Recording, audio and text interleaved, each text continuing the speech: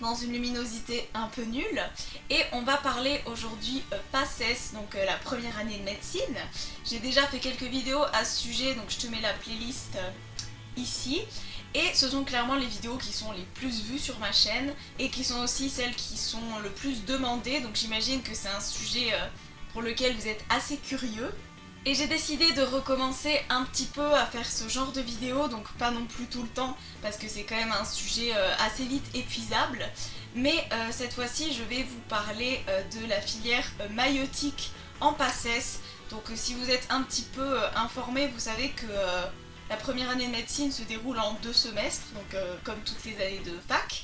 Le premier semestre est un semestre commun et le deuxième semestre est aussi un semestre commun, mais en plus on a une spécialité au choix. Et cette année j'ai pris la spécialité maïeutique et je vais vous en parler aujourd'hui. Alors si ce genre de vidéo vous plaît, je pourrais en faire avec les autres spécialités, puisque j'ai des amis qui font un peu toutes les spécialités.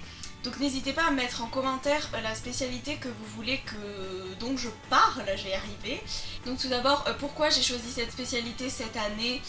Tout simplement parce que ça se rapproche de l'aspect médecine que j'avais choisi l'an dernier, mais elle est un point plus accessible, donc je vais vous expliquer ça. Je vous mets sur le côté ou quelque part la photo que j'ai prise à la fac de la note du dernier prix dans les différentes filières, et vous voyez que sage-femme c'est à peu près 13,7 si je me souviens bien, alors que médecine c'est 14,7. Vous voyez quand même que c'est pas une spécialité facile, je crois même que c'est la deuxième plus difficile, donc c'est pas du tout une spécialité dans laquelle il faut aller en mode bon, je le prends en plus d'une autre spécialité au cas où je l'ai pas. Donc tout d'abord, à Bordeaux en tout cas, hein, je parle pour Bordeaux qui est la fac où je suis, ça diverge peut-être, c'est même sûr que ça diverge dans les autres universités, mais à Bordeaux en tout cas, il y a la première moitié de la spécialité qui est commune à la spécialité médecine. C'est pour ça que pas mal de gens tentent médecine et maïeutique, parce qu'il y a ce livre à apprendre en commun. Donc c'est le livre d'anatomie sur le bassin et les appareils génitaux, qui fait 215 pages de joie et de bonheur. Le mien est dégueulasse. Et ensuite la deuxième partie de la spécialité, ce sont 9 heures de cours en amphi qui traitent de la grossesse, du placenta. On a des cours sur les grossesses gémellaires, qui est assez gros mais assez cool. On a des cours sur le liquide amniotique, sur les vaisseaux dans le placenta, le caractère endocrine du placenta, l'immuno. Enfin, on a vraiment un peu de tout et j'ai trouvé ça très très intéressant, c'est concret. À Bordeaux en tout cas, on a une prof qui est assez exceptionnelle qui fait ses cours, donc ça aide vraiment à apprécier les cours, mais en général j'ai beaucoup aimé. Donc c'est bien, j'étais contente. Au niveau du concours, les questions, donc il y a les questions à propos de ce bouquin, ce sont un peu les mêmes qui tombent chaque année sur Bordeaux en tout cas. Les profs ne se foulent pas, donc quand même, moi je l'apprends par cœur parce que bon, il y a quand même des QCM qui changent, mais dans l'ensemble ça reste à peu près pareil, donc il faut faire beaucoup d'annales. Et en ce qui concerne les questions des cours en amphi, la prof est vraiment gentille, c'est-à-dire qu'elle va pas faire des pièges nuls, elle s'attend juste à ce qu'on ait compris le plus gros et le fonctionnement, donc c'est vraiment cool.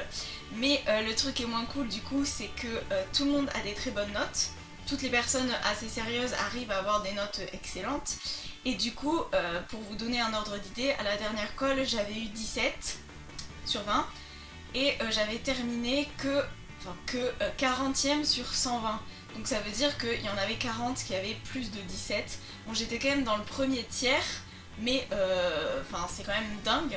Et du coup, parlons du numérus. Donc là encore, je vais pouvoir parler que de Bordeaux.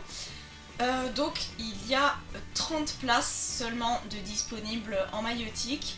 Et en ce qui concerne les gens qui présentent maïeutique, on était 120, comme je vous l'ai dit, à la dernière colle. Rajoutons-en 40 qui ne viennent pas au col et 50 ou 60 qui sont en prépa.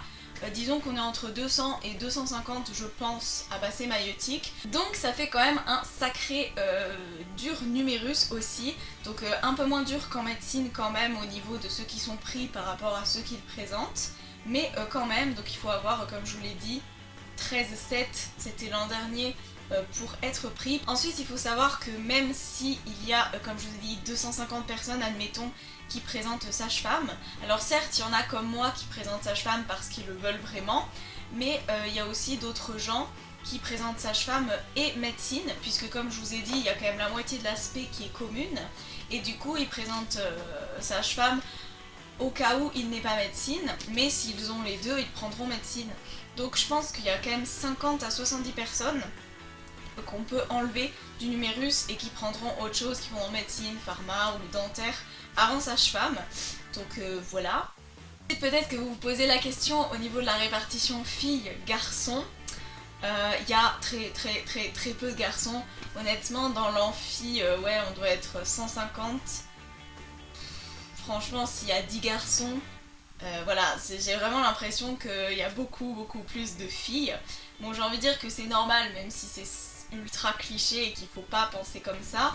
Mais c'est vrai que c'est quand même quelque chose qui touche à l'anatomie féminine, l'enfant, tout ça. Je comprends qu'il y a des garçons qui soient hyper intéressés par ça, parce que moi ça m'intéresse beaucoup, et que je sois une fille ou un mec, à mon avis ça m'aurait aussi intéressé.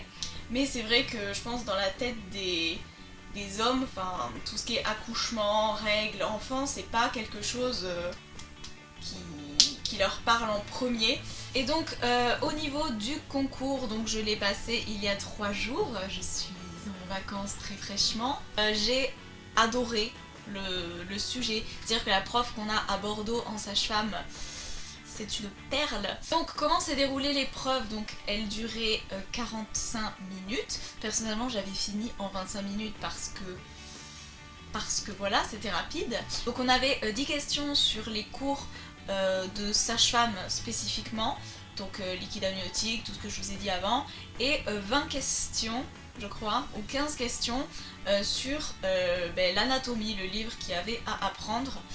Donc au niveau des questions sur l'anatomie, c'était la même chose que les annales de l'an dernier, de l'an passé, de l'an d'avant. C'est toujours le même genre, honnêtement, pour l'anatomie en sage-femme. Et en médecine d'ailleurs c'est pareil, je vous conseille vraiment de faire les annales à fond parce que c'est vraiment toujours les mêmes questions. Et au niveau des cours de la prof spécifique à sage-femme, c'était des questions vraiment abordables. Il suffisait d'avoir compris le cours et on pouvait y répondre. Donc je place un grand espoir dans cette spécialité afin de me remonter ma note et de pouvoir me faire avoir sage-femme. Donc j'espère vraiment que la vidéo vous aura plu. Si c'est le cas, vous pouvez la liker, vous abonner. N'oubliez pas de me dire en commentaire si vous voulez que je fasse d'autres vidéos spécialités. En tous les cas, on se retrouve très bientôt pour une prochaine vidéo.